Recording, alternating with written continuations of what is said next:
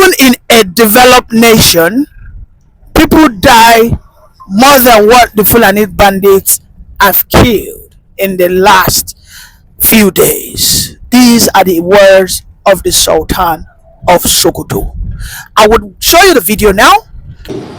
There's insecurity everywhere in the world, not only in Nigeria. But some of us that go around the world, we know more people are killed in some developed countries every day than the total amount of people killed in Nigeria in a month. I will show you a full clip of that video, but let us discuss further. Now, the Sultan who I have been calling out for the past few days, and I have in fact gotten attacked.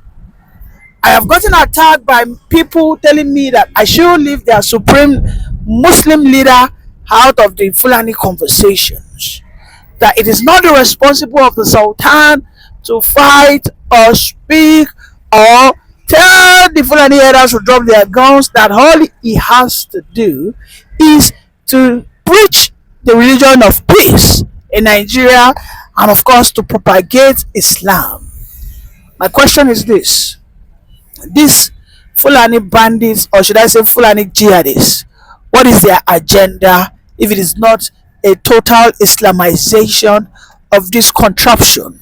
A mistake that ought to have been erased since 1967, 68, 69, but because of the British colonies and because of their own interests, they have allowed it to remain, and now everybody seems trapped. The Nigerian contraption ought to have been cancelled. And here we are, some elements are defending the Sultan, who again has come out to confirm my allegations that the Sultan is complicit. He doesn't want to call out the Fulani bandits as they should be called out rightfully. In fact, in that video, he said that social media is a menace. That social media is what is encouraging terrorism. Please, can please someone help me? I don't know. Can someone please help me check something? Are we normal? What does social media has to do with terrorism? Please tell me. How has social media gotten to propagate social terrorism in the north? The Sultan, who has failed to call out the bad leadership, the governors are meting on the people. The governors who are dishing out poverty to the northern youth, and the reason why the northern youth for 500 naira would readily take up arms and start, killing Nigerian armies. They indoctrinate them in terms of religion, calling them martyrs, that if they die, they go to the heavens and meet 72 virgins. Why has the Sultan not spoken against this? Has the Sultan not said the bandits, when they pray on Saturday, when they pray to Allah, that this is a fight for Allah? Why has the Sultan been shying away from speaking the truth? Again, I repeat, the Sultan haven't seen what happened in Plateau, what happened in Boso and Bokos, where 57 and 41 people have been killed respectively in a space of 7 days.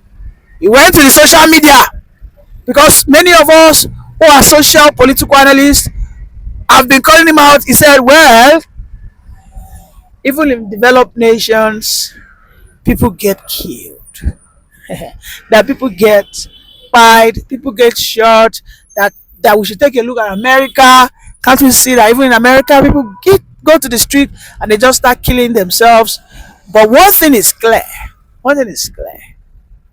When Ned Nwoko pushed a bill for gun ownership to be made open for the public to buy, that means I can own an AK-47. I should have the capacity to go and buy my own gun rifle, my shotgun, or whatever the case is, according to my financial capacity.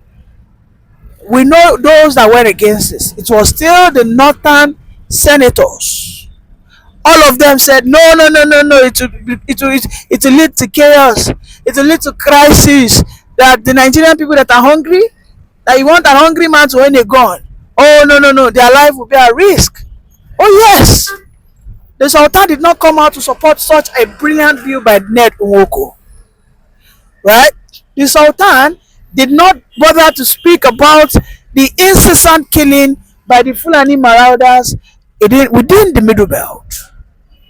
Oh, the Sultan all of a sudden has gone blind to see the atrocities, the horrific attitude of the Fulani elders in the south and southeast region.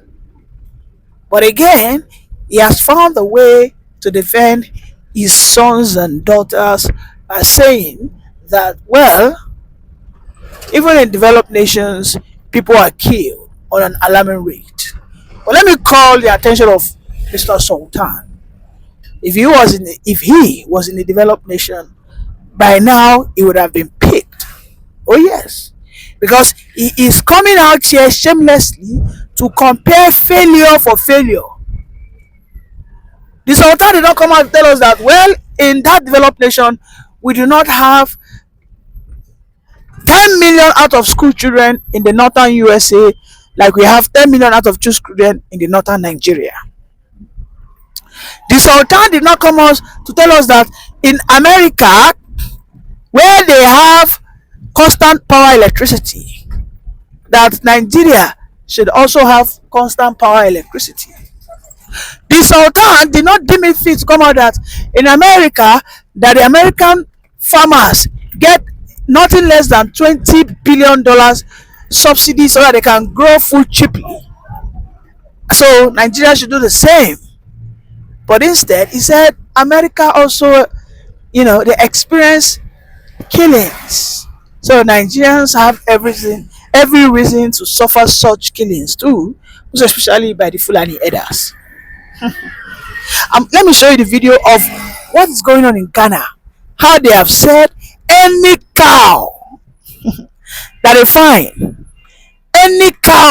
on the street of Kumasi, Accra, will be slaughtered and used to feed the prisoners. And you know those that actually graze cow in the open, even in Ghana, as we speak. Let's watch the video together. If you're a cattle owner and you have cattle and your cattle stray and they are coming into the domain of KMA, be rest assured that from the 1st of May, those cattle will be killed and be given to the Kumasi Central Prisons for feeding. Oh, they go small. Oh boy, see cow, this is Sapler Road here. See cow. Cow is Sapler Road. Jesus Christ, look at that. They block the street. Look at cow. See cow.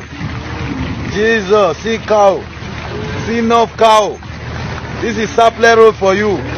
1 o'clock in the morning. See cow. See enough cow. Wow. Alright, welcome back. Don't forget I said I was going to show you the video of the Sultan, right? After this, we are going to watch the video of the Sultan together. Now, can you tell me if there is any governor, alright, or any local government chairman in Nigeria, whether you are in the hinterland of Akwa Ibom, or you are in Oyo State, or you are in Calabar State, and you can issue a statement that Fulanis will not have the right to graze their cow. We all know what happened to the former governor of Benue State that tried it. His convoy was ambushed. His convoy was attacked.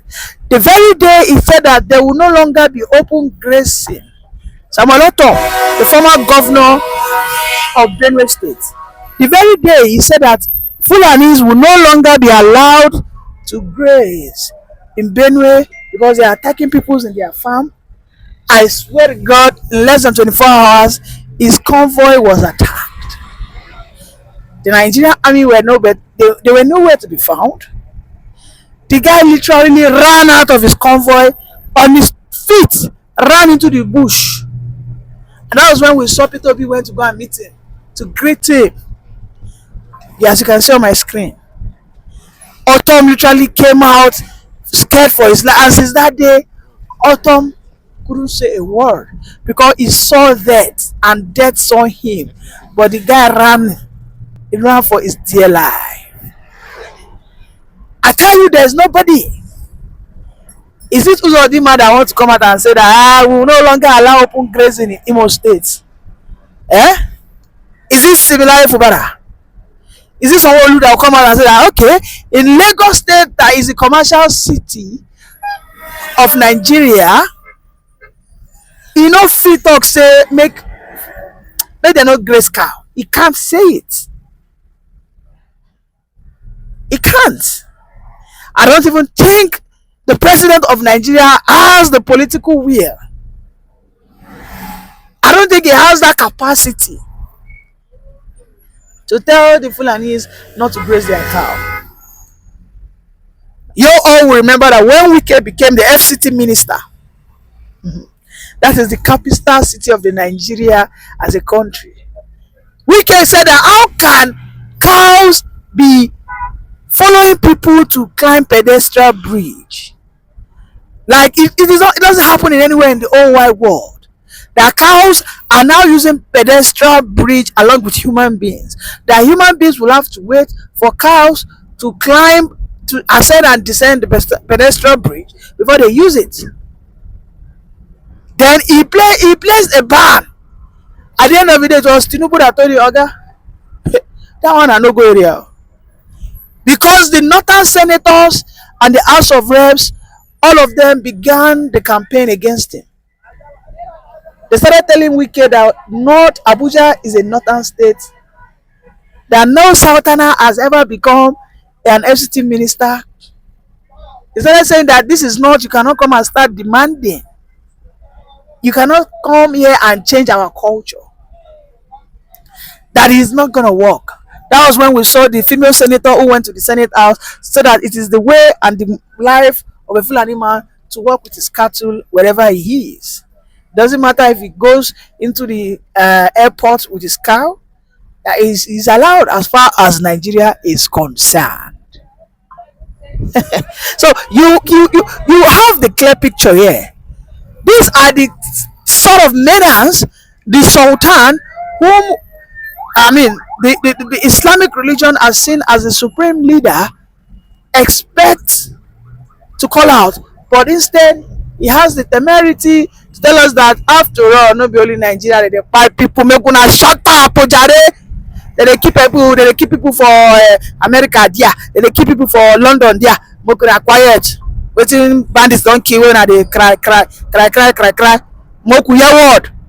I'm gonna show the video now, and afterwards we'll continue the analysis. Let's watch the video together. There's insecurity everywhere in the world, not only in Nigeria. But some of us that go around the world, we know more people are killed in some developed countries every day than the total amount of people killed in Nigeria in a month. So with the agreement of Shehu, the benevolence of the governor, whom I always found to be so fascinating in how he carries about his responsibilities as the governor of this great state, despite the challenges. The Almighty Allah does not make mistakes when He gives leadership to His servants. For He gives leadership to whom He wants, at the time He wants, for as long as He wants, and He takes it away from anybody whenever He wants. So there must be a reason why the Almighty Allah brought this gentleman at this time in the history of this state and in the history of our country. So I used to ask him in a joking manner, where do you get your strength? And before he could answer, I would tell him it's from Almighty Allah subhanahu wa ta'ala. But whoever Allah gives power, He helps him to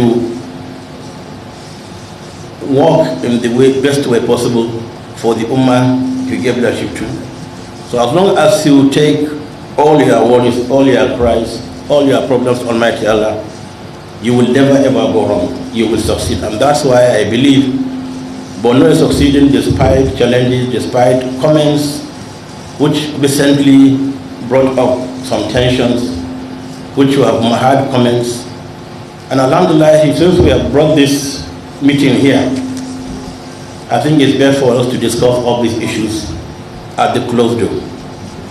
The insecurity in the country, north in particular, because Borno is here.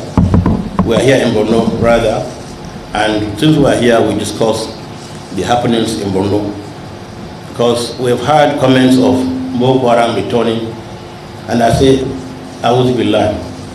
Boko Haram will never return here, inshallah, because Almighty Allah will give us the strength and the wherewithal to deal with any insecurity situation we find ourselves. So I'd like to thank the governor for taking up this challenge of hosting us for the first time in the last 16 years since Shehu became the Shehu. And our coming here is not just, it's by coincidence, yes, but to prove a point that we are all brothers to one another. And as brothers, whatever happens to you, a brother also happens to you. And whatever we can do, we must do to help your brother. At least we fixed this meeting to hold in Maiduguri for so many reasons.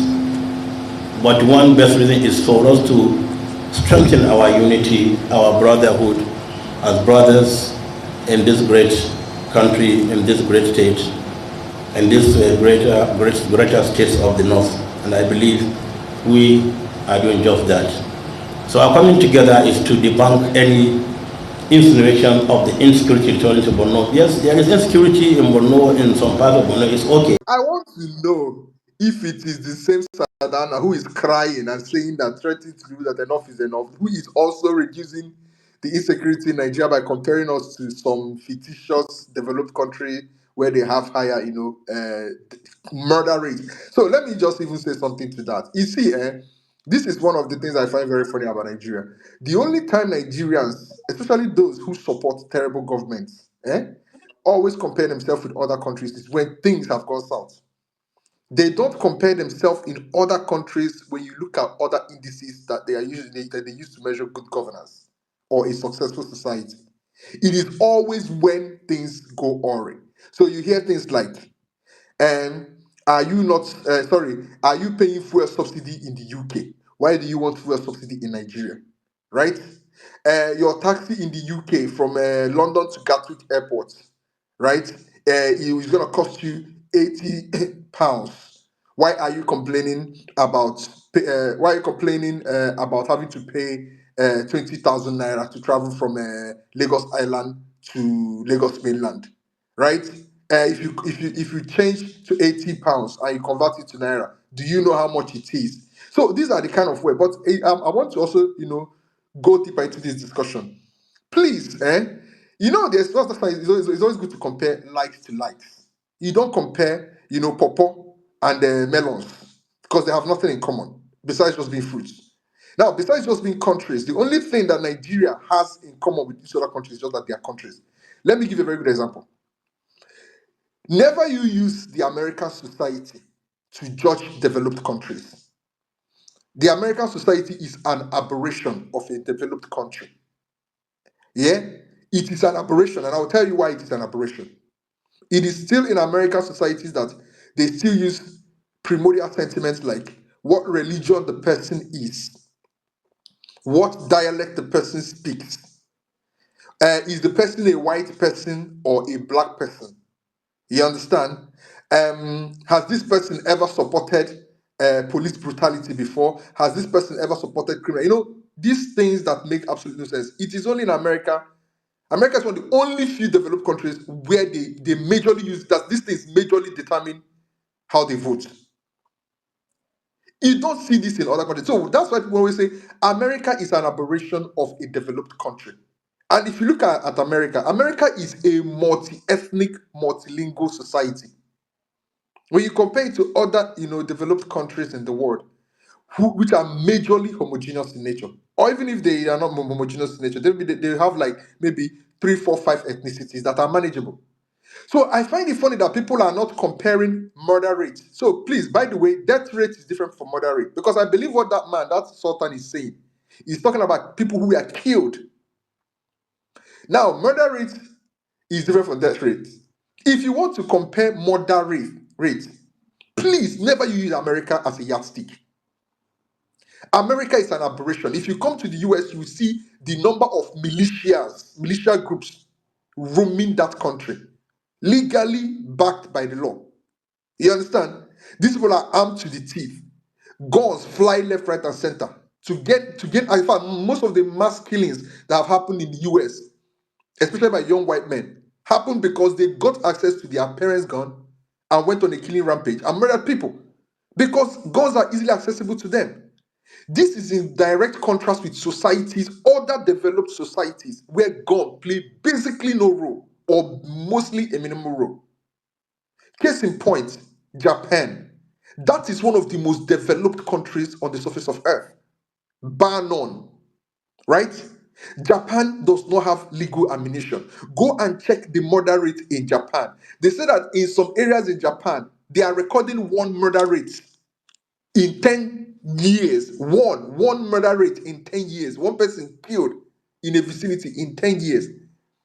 Why are they not using places like Germany, where guns are not easily accessible? Even the police does not carry gun. The police plays the role of peacemaker first before they start charging people to court.